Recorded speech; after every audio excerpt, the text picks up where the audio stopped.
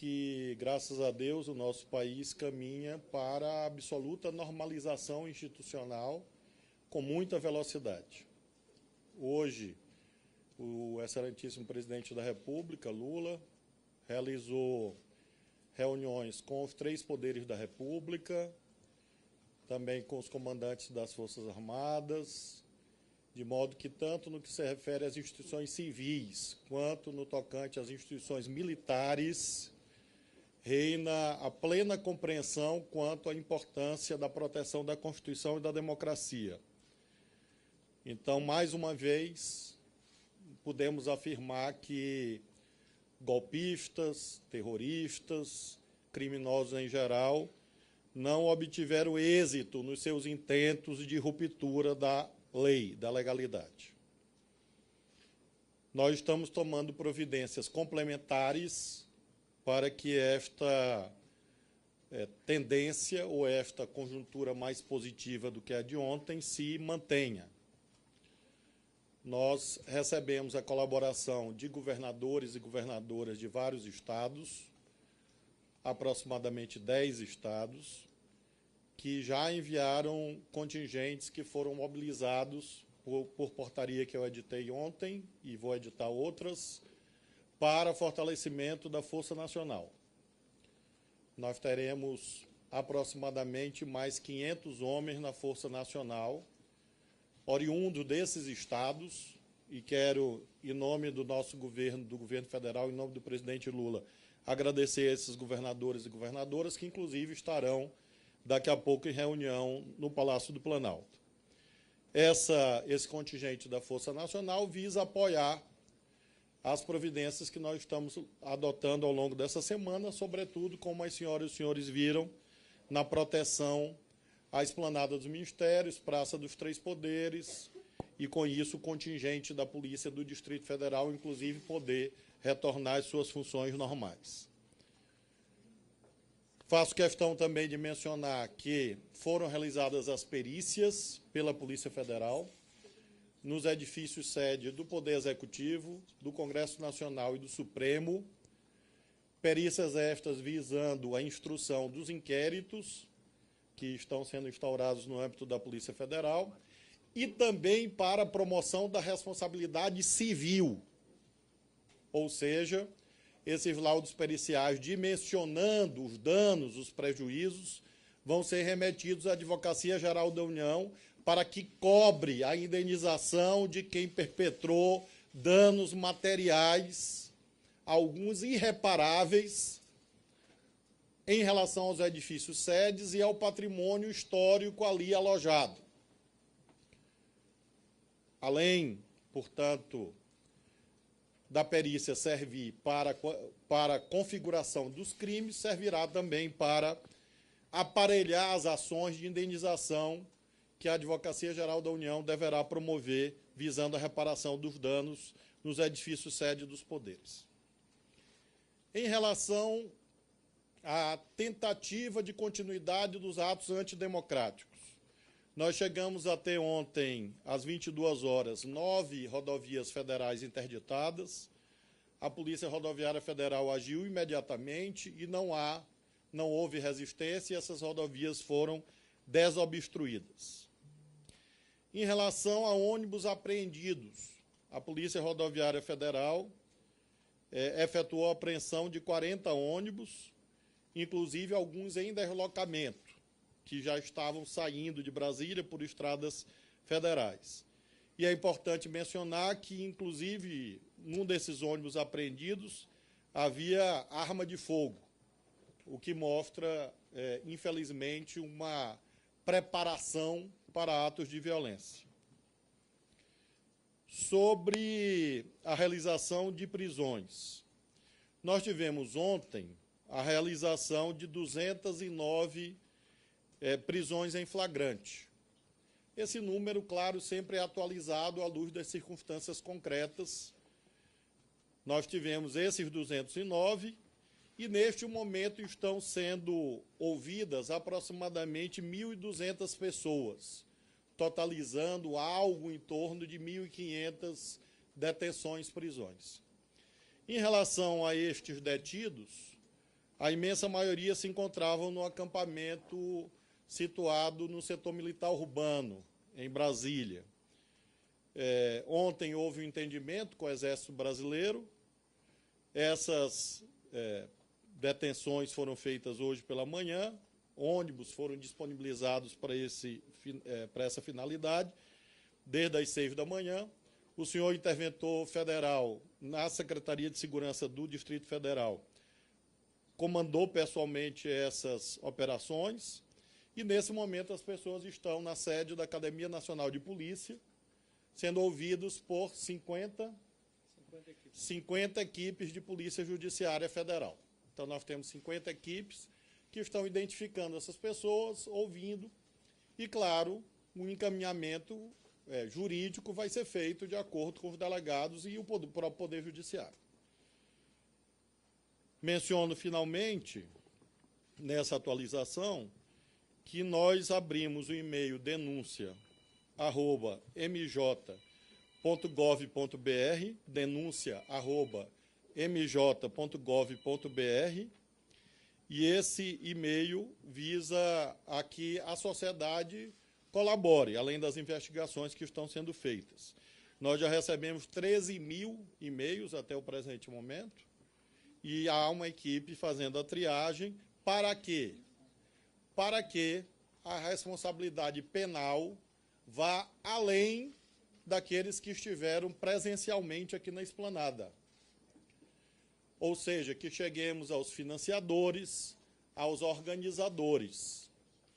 Em relação a isto, claro, a Polícia Federal, com os delegados presidentes dos inquéritos, irão tomar as providências, se for o caso, de solicitar prisões temporárias, prisões preventivas. Nós já temos mandados de prisão expedidos para cumprimento, e outros tantos, obviamente, serão solicitados pela Polícia Judiciária da União, pela Polícia Federal. E finalizo com a explicação de que há, às vezes, daqui e da colar, uma visão segundo a qual pessoas que não cometeram crimes foram alcançadas pelas medidas coercitivas. A visão que nós temos, e é esta visão que a Polícia Federal está concretizando, é que nós vivenciamos ontem um conjunto de crimes. Nós temos o crime de golpe de Estado, é esse o nome no Código Penal, para que não haja nenhuma dúvida. Nós vivemos o crime de tentativa de abolição violenta do Estado Democrático de Direito. Tivemos crime de dano, inclusive qualificado, porque é patrimônio público, inclusive patrimônio tombado pelo patrimônio histórico. Tivemos associação criminosa, tivemos lesões corporais, inclusive em relação a profissionais de imprensa que foram atacados, e nós queremos nos solidarizar com eles. E este conjunto de crimes faz com que haja, portanto, múltiplas possibilidades de responsabilidade. Quem tiver dúvida, vá ao artigo 29 do Código Penal, que é o artigo que trata do modo como uma pessoa é identificada como coautor ou partícipe de um crime. E, portanto, são esses dispositivos do Código Penal que estão sendo aplicados, associados ao Código de Processo Penal, que define o conceito de prisão em flagrante. Todas essas providências, claro, serão comunicadas ao Poder Judiciário, que aí vai adotar as providências que considerar cabíveis. E aí já não nos compete opinar quanto a isso. Essa é a síntese da atualização de números, dados, providências. E, de um modo geral, nós acreditamos que esses eventos não obtiveram êxito em si mesmos e não obtiveram êxito no seu intento, que era gerar uma espécie de efeito dominó. Havia expectativa, aparentemente, de que alguns acreditavam que, a partir daqueles eventos simbólicos, da subida da rampa do Congresso, do Supremo e do Planalto, se produzisse um quadro de anomia no Brasil e, com isso, houvesse uma situação propiciadora de novas aventuras. Isto foi debelado, foi vencido, e nós acreditamos que, nesse aspecto, o pior passou. E por que, senhoras e senhores, sociedade brasileira que nos acompanha, é necessário agir nos termos da lei. Porque a resposta penal e mesmo a resposta cível, a indenização, tem um duplo objetivo. De um lado, nós estamos cuidando da punição de quem infringiu a lei. E, por outro, nós estamos cuidando de prevenção. E, portanto, nós não podemos e não vamos transigir no cumprimento dos deveres legais, porque este cumprimento é essencial para que tais eventos não se repitam. Essa, portanto, é a abordagem inicial e, claro, que me coloco à disposição também o doutor Andrei e o doutor Fernando, caso haja alguma indagação. Boa tarde. Vamos começar com a lista pré-estabelecida já. Primeiro, a Isabela Camargo, ali à direita. Maiara. Vocês podem o microfone fazer... ali. O microfone está aqui, vocês podem fazer a inscrição aqui. Só pela transmissão. Boa tarde. Ministro, eu queria mais informações a respeito dos detidos no acampamento que estava montado em frente ao QG. Qual é a situação deles neste momento? Eles estão detidos, eles foram presos, eles vão responder, eles podem ser liberados ou é considerado um flagrante o que foi feito hoje cedo? A princípio é considerado um flagrante, isso consta da decisão do ministro Alexandre de Moraes. É claro que eles estão sendo ouvidos e as providências de polícia judiciária serão tomadas, inclusive com a posterior comunicação ao Poder Judiciário. Caberá ao Poder Judiciário dar a resposta final quanto ao que ocorrerá com eles, porque alguns serão submetidos à audiência de custódia, outros podem eventualmente receber o benefício da liberdade provisória, então nós não temos como afirmar o que ocorrerá concretamente com cada um. O que nós podemos afirmar é que, neste momento, eles estão sob guarda da Polícia Federal, que está ouvindo e lavrando os documentos pertinentes, e haverá o encaminhamento ao Poder Judiciário, creio que hoje ou amanhã. A equipe está lá, são 50 equipes, a nossa perspectiva é, de modo ininterrupto, finalizar essas oitivas entre hoje e amanhã, e aí comunicar ao Poder Judiciário. Na Academia Nacional de Polícia Federal. Segunda pergunta, Felipe Frazão, do Estadão. Boa tarde, ministro. Ontem o senhor falou, à noite com a gente, em infiltração ideológica das instituições de Estado. Logo depois a gente viu um episódio que eu queria que o senhor pudesse dar explicações à sociedade se era somente uma descoordenação ou era um exemplo disso, dessa infiltração. A Polícia Militar tentou entrar no QG para efetuar prisões e foi montada uma barreira, inclusive com blindados do Exército pela primeira vez. O que ocorreu nesse episódio? O que o senhor pode trazer a público e como se podemos saber se isso se repetirá ou se isso passou? Concretamente, havia uma situação de descontrole em face da ação de criminosos na Praça dos Três Poderes e na Esplanada. Houve a decretação de intervenção pelo presidente Lula da Segurança Pública do Distrito Federal. O interventor federal designado, secretário executivo desse ministério, Ricardo Capelli, foi pessoalmente com os comandos da Polícia Militar e mesmo a Polícia Federal, a Polícia Rodoviária Federal acompanhando. Essas pessoas foram sendo conduzidas e retornando ao seu ponto de partida. A imensa maioria exatamente havia partido deste quartel do Exército. Chegando lá, as pessoas entraram. E havia, obviamente, um problema ali de jurisdição, porque é uma área sob servidão militar. Foi necessário, e nós fizemos, a ida minha, do ministro Rui e do ministro Múcio, ao comando do Exército, reunimos com o senhor comandante do Exército e também com o senhor comandante do Planalto, e houve um entendimento ali institucional de como seriam feitas as detenções e prisões. E isto foi feito na manhã de hoje, a partir das 6 horas da manhã, de modo que nós consideramos esse episódio como superado.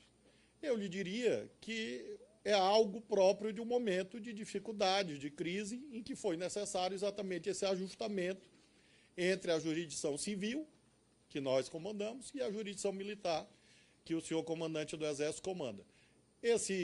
Nós chegamos lá, eu creio que já por volta de 23 horas, e houve um entendimento administrativo, e esse entendimento administrativo foi cumprido na manhã de hoje. E nós consideramos que essa solução foi boa e resolveu o principal, que era garantir que essas pessoas fossem levadas à Polícia Federal para serem ouvidas e aí então, haver o esclarecimento da responsabilidade penal. Tainá Farfã, da CNN. Ministro, boa tarde. A gente já vê que está sendo encaminhada uma responsabilização ao governador do Distrito Federal, Ibanez Rocha, ele já foi afastado do cargo. Tudo isso que está acontecendo serve de exemplo para outros governadores. Eu também queria saber da parte que toca ao senhor. Algo poderia ter sido feito antes para evitar que a gente passasse por tudo isso e visse esse estrago que a gente acompanhou nos 3 poderes? Na esfera federal, não, por questões jurídicas. Por exemplo, a Polícia Federal é uma polícia judiciária, ela não é uma polícia ostensiva. Não cabe a ela fazer patrulhamento da esplanada. Ao Exército, às Forças Armadas, é impossível agir se não houver decretação da chamada GLO. A Polícia Rodoviária Federal, obviamente, não poderia ter atuado. O contingente da Força Nacional disponível foi mobilizado. Ele estava atuando e atuou, inclusive, na crise. O que nos cabia, constitucionalmente, à luz do artigo 144 da Constituição, foi feito. Ou seja, reuniões preparatórias com o governo do Distrito Federal, que é quem tem a competência de fazer a chamada garantia da ordem pública. Então, em relação às atribuições do governo federal, nós não podemos presumir que um governo estadual qualquer, um governo local qualquer, vai falhar no cumprimento dos seus deveres. O que ocorre é que, quando o governo local eventualmente falha, que foi o que ocorreu ontem, aí sim o governo federal pode e deve agir, como foi feito, especialmente com a intervenção federal. Então, nós consideramos que esse episódio, sim, serve para mostrar esta visão, que é a visão do SUSP, do Sistema Único de Segurança Pública, em que cada um tem o seu papel e, se alguém falha, a outra esfera deve agir. Foi o que nós vimos ontem. E eu creio que, daqui a pouco, na reunião dos governadores e das governadoras, vai ficar muito nítido que há hoje uma união nacional, inclusive dos governadores. Eu próprio falei nessa madrugada e na manhã de hoje com o governador Tarcísio, de São Paulo, com o governador Cláudio, do Rio de Janeiro, que são governadores do campo de oposição política ao nosso governo, mas ambos não só se colocaram à disposição, como agiram efetivamente nos seus estados com as suas próprias polícias, porque é o certo. Ou seja, a esfera federal só age em temáticas de ordem pública quanto a esfera local falha. Isso falando do ponto de vista jurídico. E, graças a Deus, isso não ocorreu nem em São Paulo, nem no Rio, nem em outro estado, e razão pela qual eu acho que esse episódio é exemplificativo, eu diria, do que deve ser uma boa relação federativa, e eu quero crer que não haverá nenhuma outra situação em que, por exemplo, uma intervenção federal seja necessária. Nós desejamos que isso não ocorra e, inclusive, com a nova situação jurídica no Distrito Federal, é claro que o quanto antes for possível suspender a intervenção federal no DF, nós faremos. Nós temos o decreto com vigência até o dia 31 de janeiro. Se houver o restabelecimento das plenas condições institucionais na segurança do Distrito Federal semana que vem, nós podemos, eventualmente, submeter ao presidente da República a ideia de revogar essa intervenção, se for o caso. Mas mostrando exatamente que nós temos a compreensão que o papel de garantia da ordem pública pertence aos governos locais. Próxima pergunta do Lucas Mendes, do Poder 360. Olá, ministro.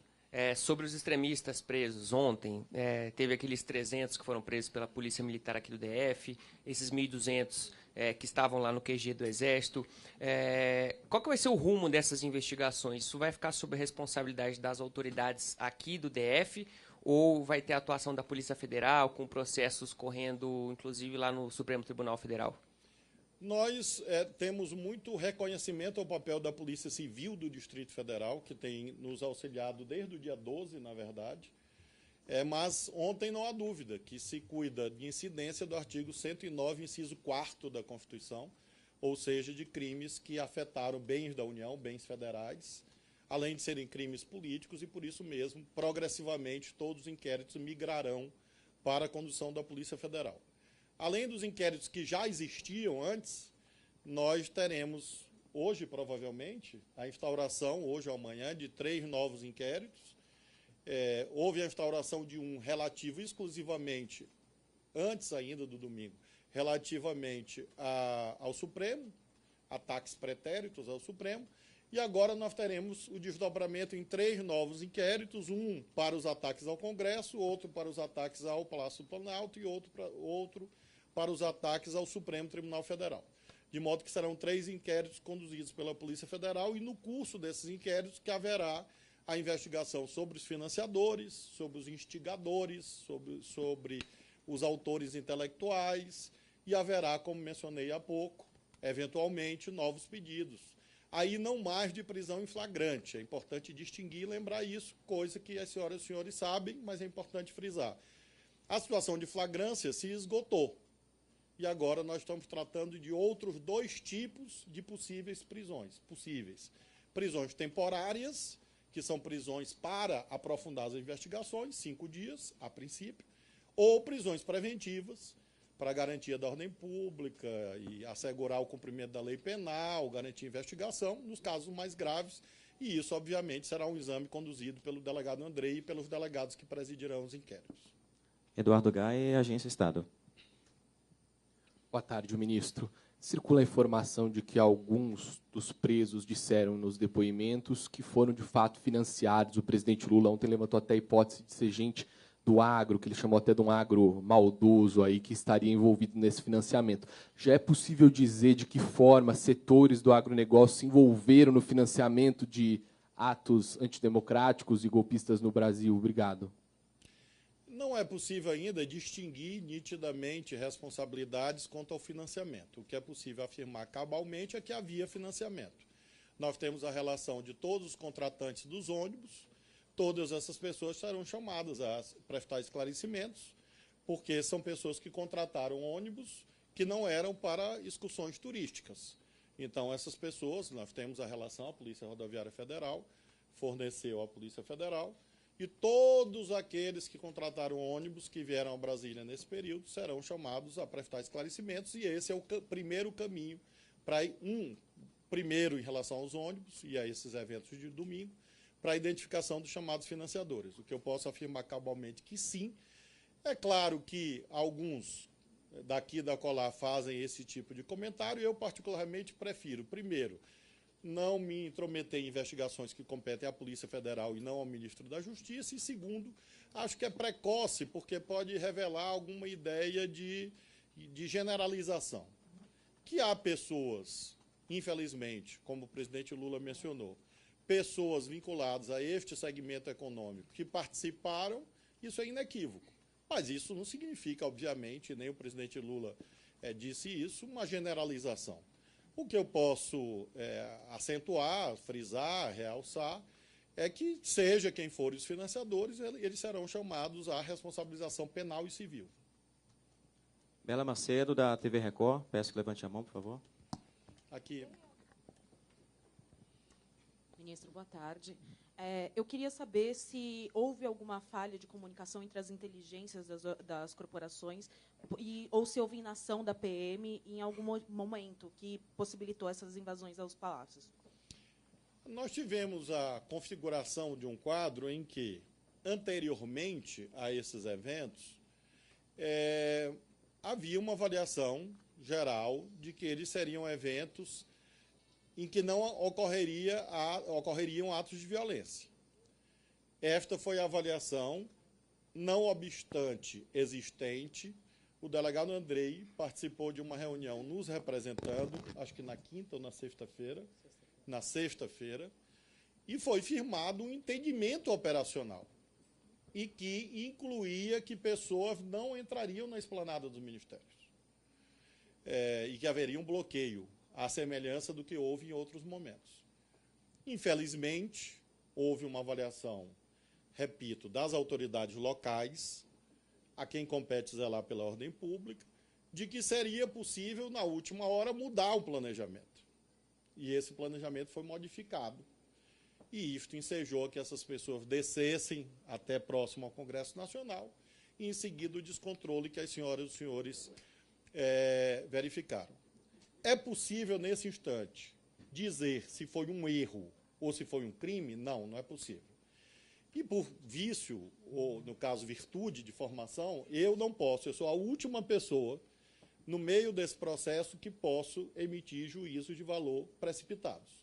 Então, eu faço questão de dizer, objetivamente, o planejamento estava errado à vista da situação. Esse erro foi deliberado ou foi apenas um erro? Isso a investigação vai mostrar, porque certamente o que ocorreu, e eu vi, ninguém me contou, eu vi, eu assisti, é que o contingente policial estava absolutamente desconforme com a decisão tomada de deixar que eles descessem a esplanada. Tanto é que, quando os efetivos foram ampliados, 1h30 após o início dos episódios, rapidamente a situação foi controlada. O que mostra que ela era absolutamente evitável se não fosse essa mudança de planejamento de última hora, que as investigações vão mostrar as razões. As razões se foram puramente por erro técnico ou se houve realmente uma estratégia, um ardil. As senhoras e os senhores hão de convir que isso jamais aconteceu deste modo na história da República. E isso, obviamente, enseja que haja uma investigação rigorosa, inclusive quanto ao Palácio do Planalto, quanto ao Congresso, quanto ao Supremo. Ou seja, há uma cadeia de eventos atípicos, uma cadeia de eventos inéditos. E isso é uma das linhas de investigação que será percorrida pela Polícia Federal. Manuel Massal, do jornal O Tempo, aqui na frente à direita. Ministro, muito boa tarde. Em relação a essa reunião que houve hoje, mais cedo, com o presidente Lula, né, e os chefes dos demais poderes, queria saber do senhor o que o senhor consegue adiantar aqui, tanto para a sociedade brasileira quanto para a gente da imprensa, que foi debatido. Foi um momento, sobretudo, de solidariedade entre os poderes, uma vez que os três foram atacados. Houve um reconhecimento geral de que a lei deve ser fielmente cumprida, e, no meu caso, recebi a determinação do presidente da República e a demanda do presidente Arthur Lira, do senador veneziano, da ministra Rosa Weber, ou seja, os presidentes da Câmara, Senado e Supremo, de que tal ocorra. Então, nós estamos dando sequência a esta decisão dos três poderes de que as investigações devem se processar, os atos de responsabilização em relação àquilo que foi perpetrado. E, ao mesmo tempo, o entendimento de que nós devemos caminhar para a normalização institucional. O presidente da República, obviamente, vai se pronunciar quanto a isso, mas essa reunião dos governadores agora já é fruto, daqui a pouco, já é fruto dessa ideia de união nacional para proteger a Constituição e a democracia. Essa é a síntese da reunião entre os três poderes, que se deu no ambiente de muita indignação, inclusive porque nós vimos a manifestação de um ódio contra instituições que foram tão duramente atacadas nos últimos anos, a exemplo do Supremo Tribunal Federal. As senhoras e os senhores que viram imagens, a nação brasileira que viu imagens, viu a materialização e o efeito do discurso de ódio, que não era anedótico, como nós alertamos esses anos todos. Palavras têm poder. E essas palavras se transformaram em ódio e se transformaram em destruição. Mas esta é outra cadeia de responsabilidade que não é propriamente jurídica ainda, que é uma responsabilização política. Porque há pessoas, líderes políticos, que são responsáveis pelo discurso de ódio e pela destruição que nós vimos ontem na sede dos três poderes, visando a um golpe de Estado. E é importante dizer isso com toda clareza à nação brasileira. Luciana Lima, Canal Meio. Ministro, a minha pergunta vai para o senhor e também para os dois diretores da Polícia Federal e da Polícia Rodoviária Federal. Nós vivemos no Brasil um tempo de contaminação das forças de segurança pelo bolsonarismo, pelo pensamento bolsonarista. E aí, nesse sentido, eu gostaria de saber do senhor como que o senhor avalia essa situação agora, se o governo federal vai poder contar com essas forças para coibir esse tipo de acontecimento, como foi o do domingo.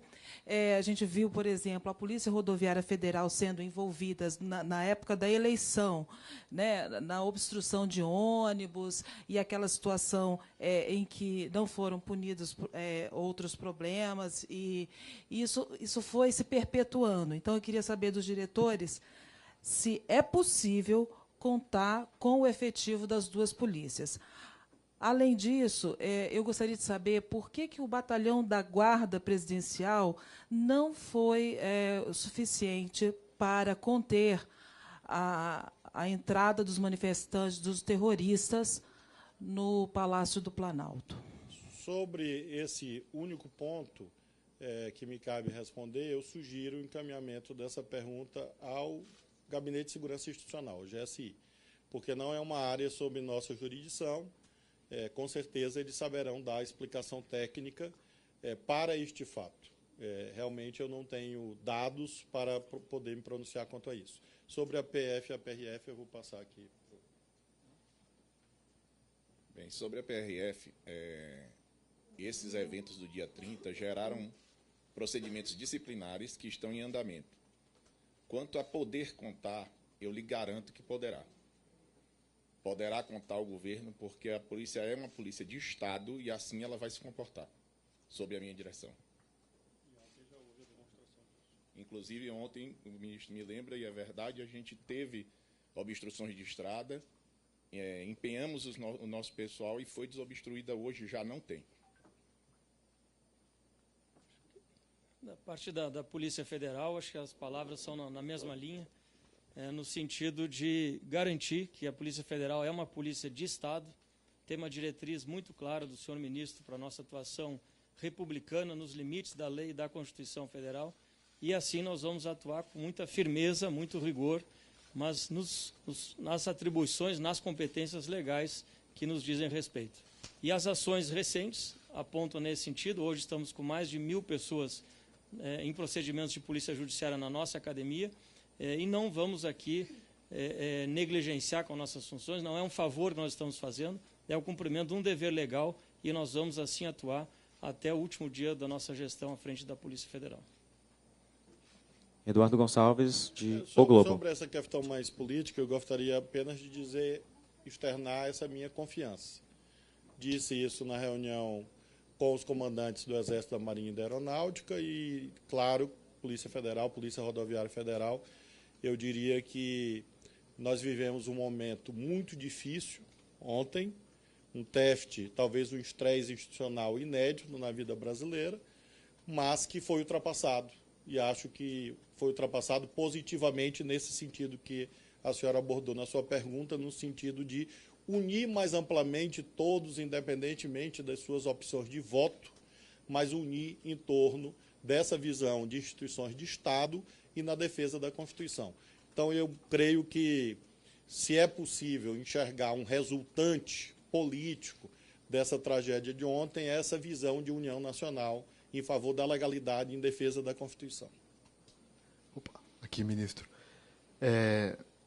Ministro, eu queria À te direita, perguntar... ministro. Aqui. Obrigado.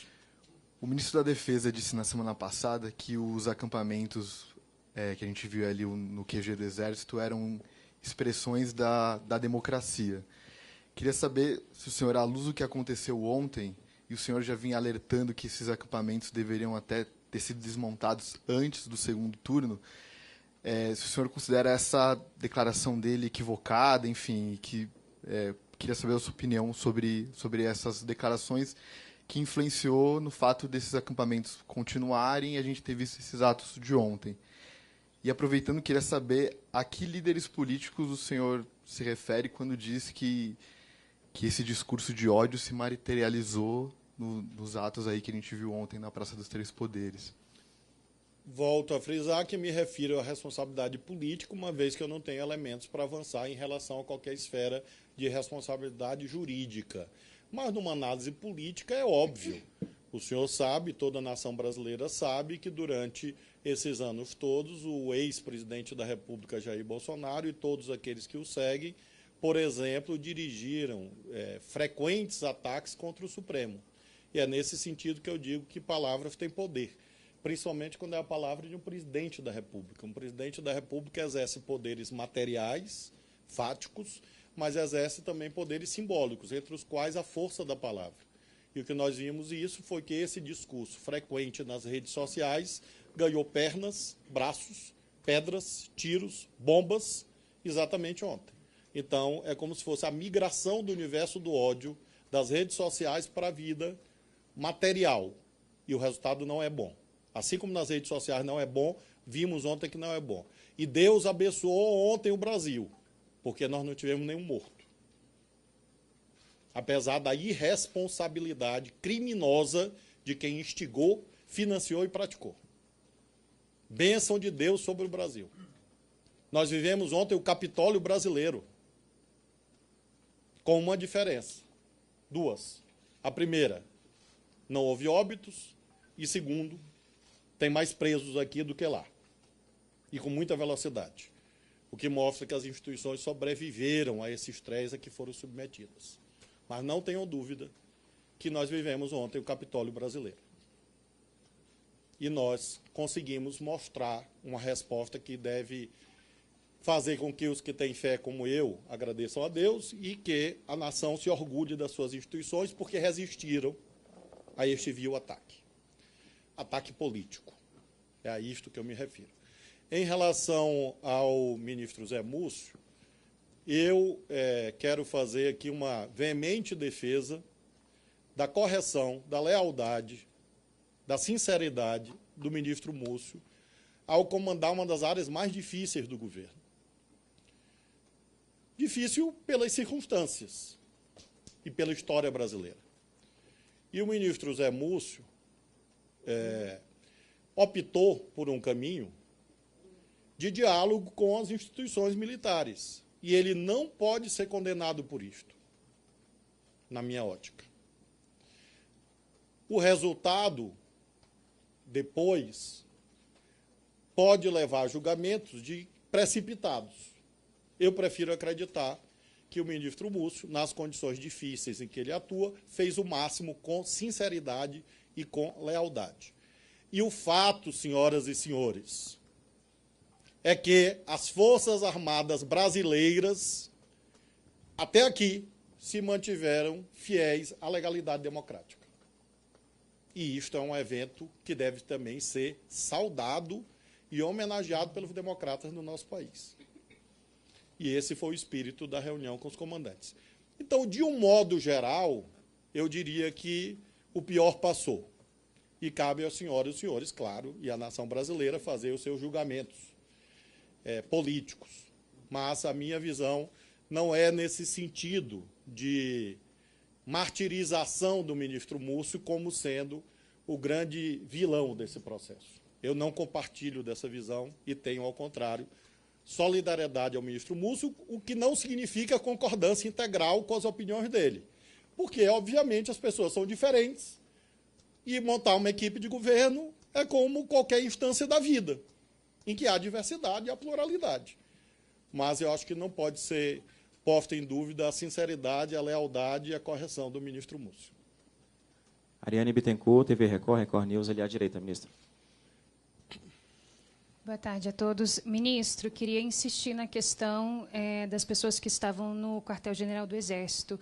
O senhor disse que boa parte dos detidos ontem estavam acampados, que agora essas pessoas, inclusive, que foram removidas do acampamento, foram para a academia da PF. Agora, o que eu queria entender é quais são os próximos procedimentos, se existe respaldo legal para que essas pessoas sejam ou se mantenham detidas e se existe um preparo por parte do governo federal para um risco de novas mobilizações, de novos acampamentos serem montados, não só aqui em Brasília, mas também em outros estados.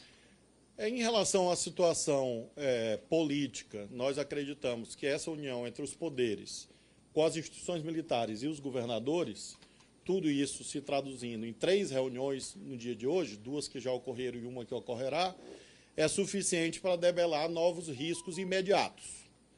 Não significa dizer que o extremismo desapareceu na sociedade brasileira. A sua pergunta é muito útil para que eu possa afirmar isto. Infelizmente, nenhum de nós pode vaticinar, cravar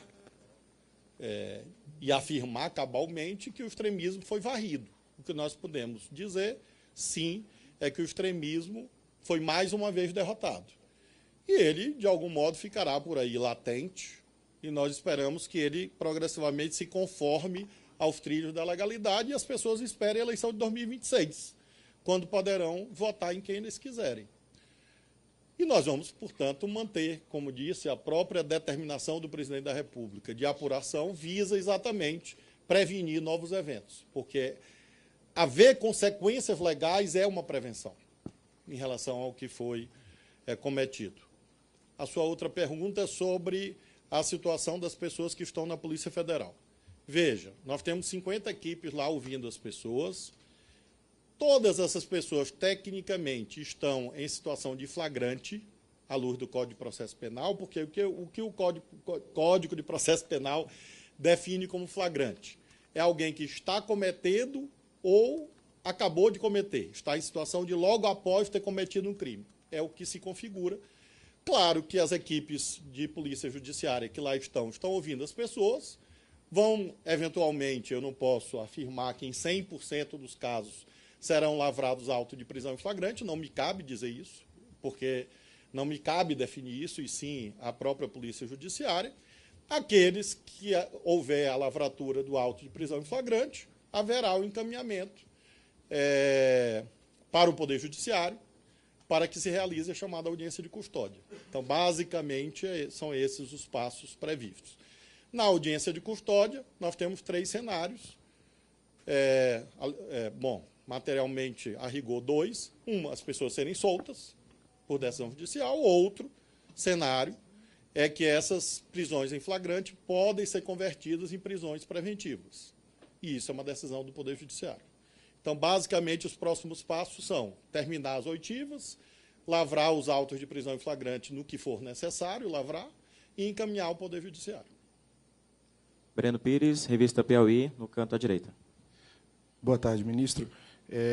Considerando a ausência do ministro da Defesa nas coletivas de imprensa de ontem e de hoje, José Múcio Monteiro, em primeiro lugar, gostaria que o senhor explicasse quais foram as explicações que ele trouxe a respeito desses ocorridos de ontem. É importante ter essa visão do Ministério da Defesa, uma vez que sabe-se que a manutenção dos campos de acampamento, né, também está sendo colocada como parte do contexto que gerou essa ebulição ontem com esses atos antidemocráticos. E também gostaria que o senhor pudesse esclarecer em que momento o Ministério da Justiça foi informado da alteração do planejamento da segurança do Distrito Federal, né, considerando a informação também do diretor da PF, Andrei, de que houve essa reunião na sexta-feira. Então, em que momento o governo federal, enfim, a PF, PRF, ou a própria Força Nacional foi informado da mudança? E, considerando que havia informações sobre o risco de atos violentos, inclusive a ABIN emitiu relatórios, aqueles alertas no CISBIN, por que esses alertas, então, não serviram para que o próprio Ministério da Justiça tivesse uma postura mais contundente, ali, mais firme, de manter a própria Força Nacional no policiamento das sedes dos 3 poderes, porque houve uma espécie de aviso ali prévio, mas o contingente era pequeno e demorou para que chegassem em loco, né? Por fim, eu queria saber se o senhor continua mantendo a visão de ontem de que o Ibanez Rocha não deve ser responsabilizado nesse momento, após a decisão do Supremo ter apontado a responsabilidade dele. Bom, primeiro, sobre o governador Ibanez, como disse ontem e reitero, não há até aqui, juridicamente falando, nenhum elemento para eu dizer que ele foi o responsável juridicamente falando. Evidentemente que cabe ao Supremo e ao Poder Judiciário, de um modo geral, julgar muito mais do que eu e discernir quanto a isto. O que disse e repito é que isso será objeto de uma investigação posterior e eu não emito juízo de valor sobre investigações em andamento, porque não me cabe. Posso fazer uma apreciação política e que tem encadeamento com a primeira pergunta sua. Na medida em que houve um acordo interfederativo, era preciso que, na revisão desse acordo, nós fôssemos comunicados, e não fomos. Na verdade, nós soubemos dessa revisão por matérias de imprensa e, posteriormente, já na manhã do domingo, eu próprio questionei o governo do Distrito Federal quanto a essa mudança que eu tinha tido notícia extraoficial. E E, infelizmente, houve esta revisão que se mostrou equivocada. Em relação à atuação do Ministério da Justiça, como já tive a oportunidade de esclarecer a Tainá, é que nós temos os nossos limites institucionais. Por exemplo, eu não posso botar a PRF na esplanada, eu não posso botar a Polícia Federal na esplanada, eu não posso pedir ao Exército ir para a esplanada. É impossível. A Força Nacional estava lá com todo o contingente disponível em Brasília. Todo estava lá. Que eram aproximadamente 140 homens. Mas, e eu, inclusive, anunciei isso no Twitter, acho que no sábado, na sexta ou no sábado, quando se avolumaram, aí sim, as notícias, alertas, etc., eu noticiei isso no meu Twitter, ou sexta ou sábado, acho que foi sábado. E a Força Nacional estava presente e atuou. Eu vi. Agora, obviamente, uma atuação insuficiente diante da lacuna que se produziu pela revisão do planejamento do Distrito Federal. Ou seja, nós montamos a nossa atuação a partir de uma premissa. Qual era a premissa? Que ninguém entraria na esplanada. Esta premissa foi revista antes e já não havia, obviamente, condições de nós mobilizarmos outros contingentes, como mobilizamos, e eu não poderia cometer nenhuma ilegalidade. Esse é o meu limite institucional. A Polícia Federal não é uma polícia ostensiva. Se eu determinar, e o doutor Andrei quiser cumprir, os colegas dele podem não querer cumprir.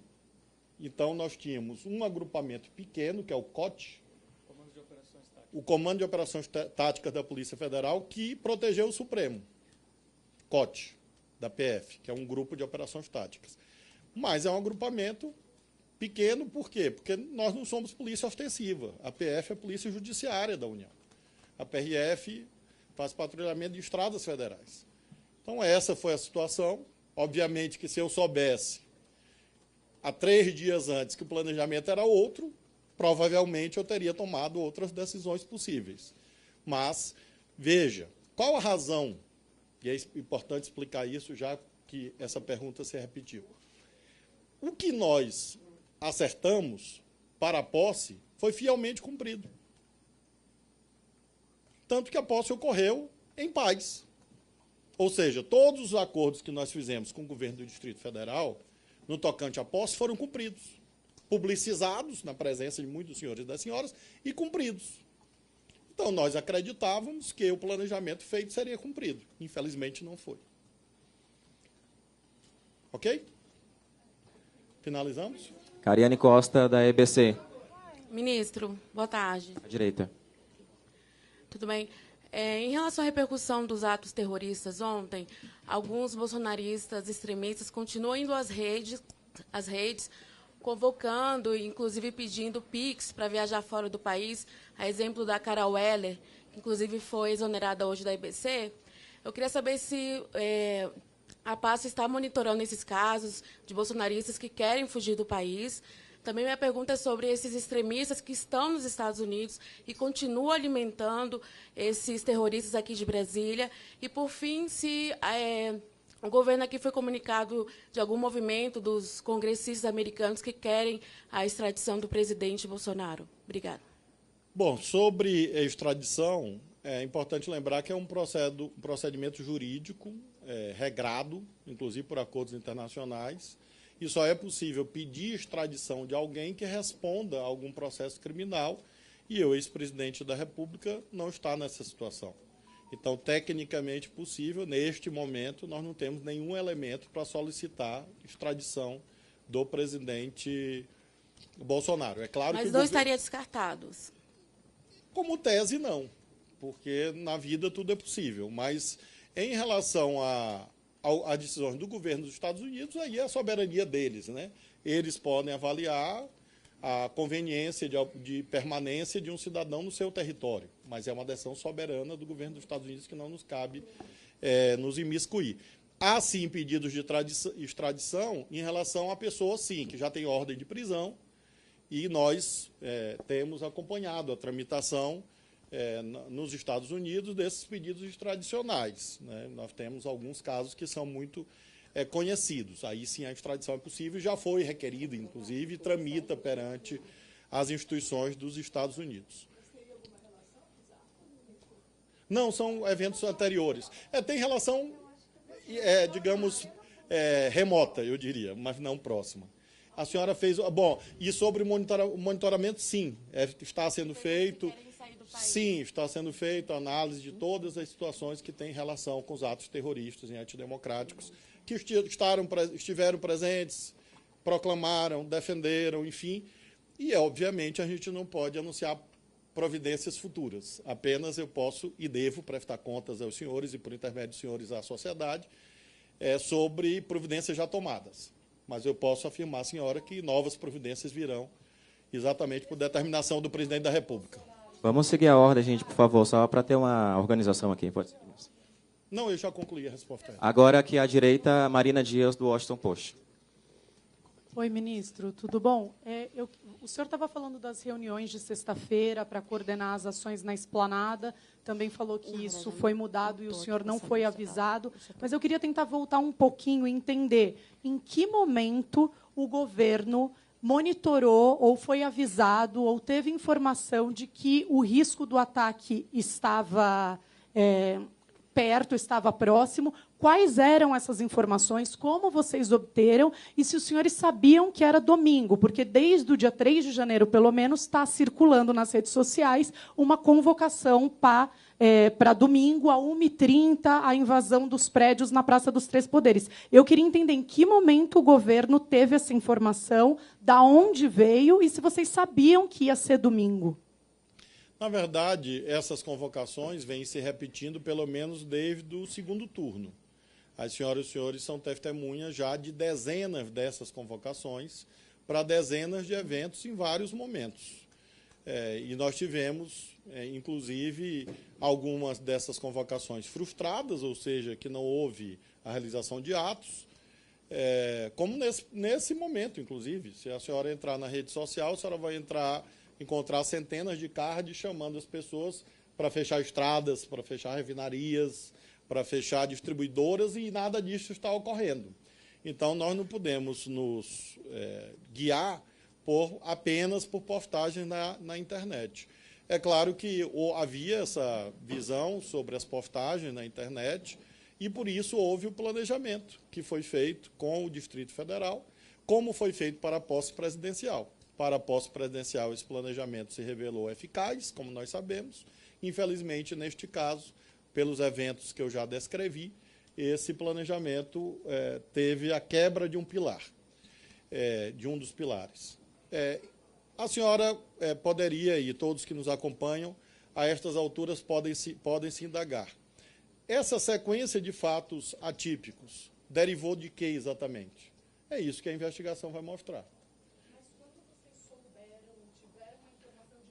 Na semana do evento, tanto que eu falei com o governador Ibanez, tanto que nós falamos com a equipe do GDF, tanto que o doutor Anderson foi lá reunir com eles, tanto que houve a mobilização da Força Nacional e assim sucessivamente, dentro do planejamento que foi celebrado na sexta-feira.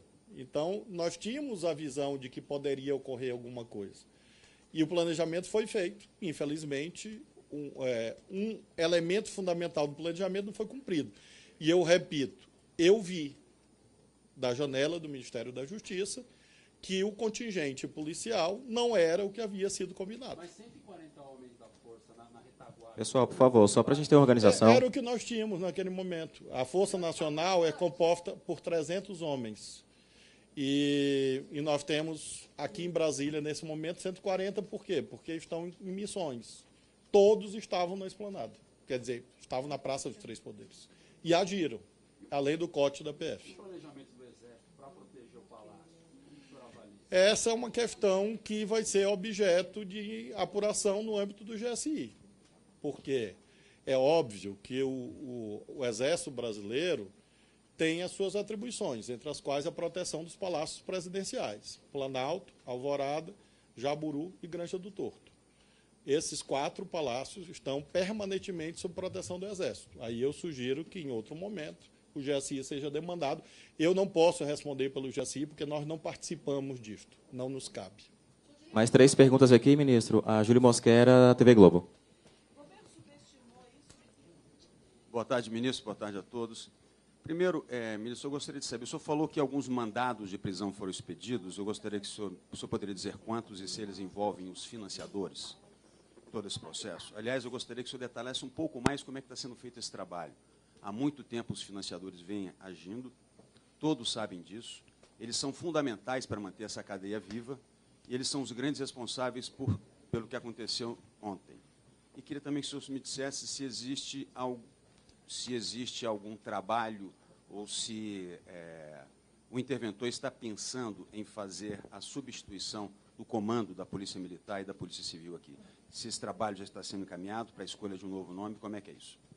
Sim, haverá revisão das equipes, evidentemente. O secretário Capelli está com essa missão e nós abrimos um diálogo com a governadora em exercício, Celina Leão, uma vez que o nosso propósito é de restituição da gestão da segurança pública ao Distrito Federal o quanto antes. E ela assumiu o governo, posteriormente à intervenção, lembremos, a intervenção foi à tarde, por proposta do Ministério da Justiça, nós propusemos, nós sugerimos, o presidente acolheu, foi feito, e posteriormente houve a decisão do Supremo. Então, haverá uma revisão, claro, né, sobretudo na Polícia Militar, e isso está em curso, e deverá partir também de um entendimento com a governadora em exercício para que haja essa normalização da relação da política de segurança no Distrito Federal, que não envolve apenas os eventos do domingo. Nós estamos falando da segurança do Distrito Federal como um todo, que envolve, inclusive, os atos cotidianos nas cidades satélites, por exemplo. Em relação aos financiadores, lembro, as senhoras e senhores, faço questão de lembrar isto. Nós estamos lidando com isto desde antes da posse presidencial. Porque é muito simples chegar e dizer, bom, houve uma minimização do que ocorreria. Não, nós nunca minimizamos. Tanto que sempre agimos. Tanto que há pessoas presas, inclusive financiadores. E quem subscreveu a imensa maioria desses pedidos está bem aqui ao meu lado, o delegado Andrei Rodrigues, então chefe da segurança do presidente eleito Luiz Inácio Lula da Silva.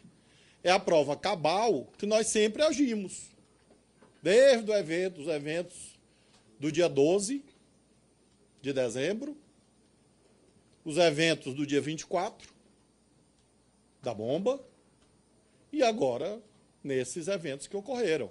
Então, nós nunca minimizamos o terrorismo. Tudo pode ser dito em relação à atual equipe do governo federal, menos que minimizou esta ameaça, porque sempre agimos. Agora, agimos com os meios disponíveis. É importante lembrar isso. Agimos com os meios disponíveis. E os meios disponíveis não são os ideais, por várias razões. Entre as quais, que nós não estamos operando numa situação de normalidade institucional. Ou alguém tem uma visão diferente quanto a isto? Porque houve, obviamente, a inoculação de valores exóticos na sociedade, entre as quais nas instituições do Estado. As fotos estão aí, senhoras e senhores. As imagens estão aí. Não precisa eu dizer. Basta consultar a internet. E é nessas condições difíceis que nós atuamos. Atuamos com firmeza desde o dia da diplomação presidencial. Desde aquele dia. E o que ocorreu no dia da diplomação presidencial? Uma prisão. Não foi isso? E esta prisão foi solicitada por quem? Por nós. Então, nós estamos agindo, a bem da verdade, desde antes da posse, contra o terrorismo. E vamos continuar agindo. Inclusive, com relação a novos pedidos de mandado de prisão temporária e preventiva.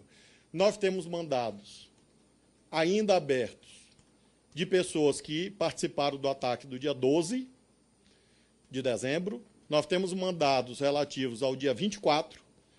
E nós temos novos mandados que já se referem aos eventos de ontem, que estão para cumprimento na Polícia Federal.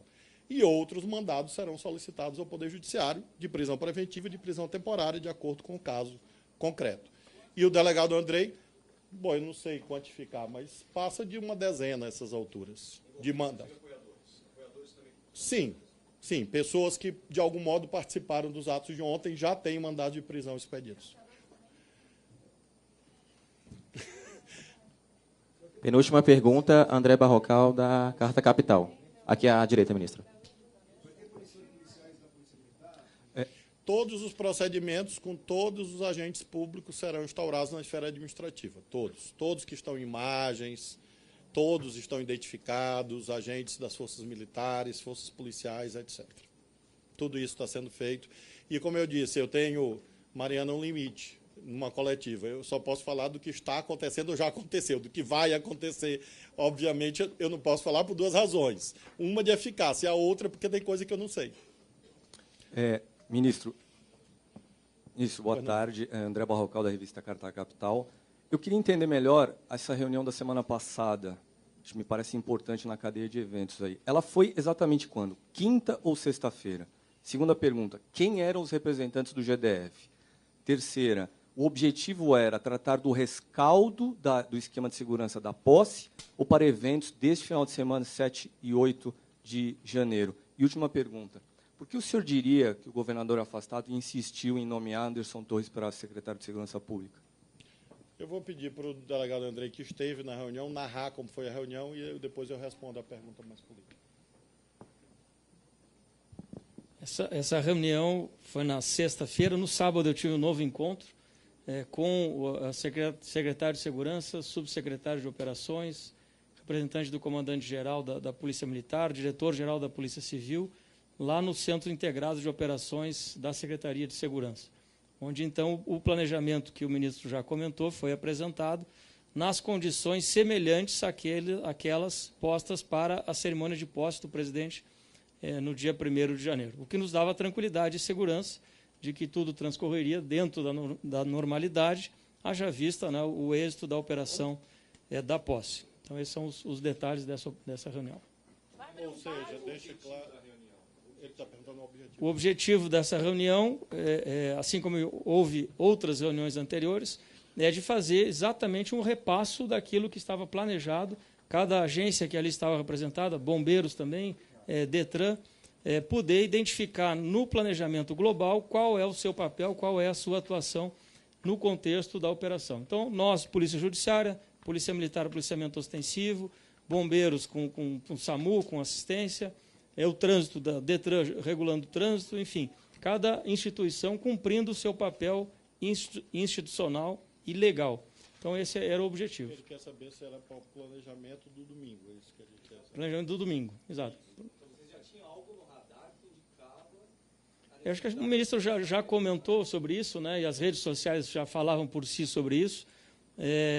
A intenção já de protestos, de manifestações, e vamos tomar Brasília, vamos avançar em Brasília, ou seja, o que já apontava a necessidade, e por isso a reunião operacional, para identificar que, de fato, estávamos seguros do papel e do que cada instituição iria fazer naquela operação de domingo. Vai abrir um PAD contra um minutinho. Tá. Só agora aqui, por favor, a última pergunta. Perdão. Bom, sobre o doutor Anderson, agora ex-secretário de Segurança do Distrito Federal, todas as senhoras e os senhores viram as condições em que houve tal recondução. Não haveria incidência de uma portaria que eu havia editado, e é um tema, obviamente, a ser indagado ao governador Ibanez. Eu não posso afirmar as razões pelas quais ele insistiu na nomeação do delegado Anderson. O fato objetivo é que ele insistiu e, no momento dos eventos, o delegado não estava no comando do sistema de segurança do DF. Outras perguntas aí, realmente, só o governador Ibanez poderá, eventualmente, responder. Pronto, aqui a última pergunta agora que o colega Rodolfo Lago, daqui do Congresso em Foco. Tudo bem, ministro? Boa tarde. No contexto da intervenção federal, o interventor Ricardo Capelli, ele irá proceder a algum tipo de procedimento interno de investigação para apurar a eventual omissão da Polícia Militar e das Forças de Segurança locais?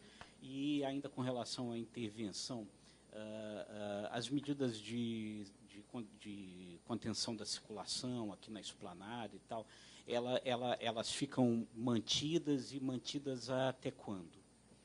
Pô, sobre a responsabilidade administrativa, sim, ele tomará, já deve estar tomando essas providências. É claro que, neste momento, o interventor federal na segurança do DF está na Academia Nacional de Polícia, na verdade, desde 6 horas da manhã, ele estava no setor militar urbano, e eu acompanhando.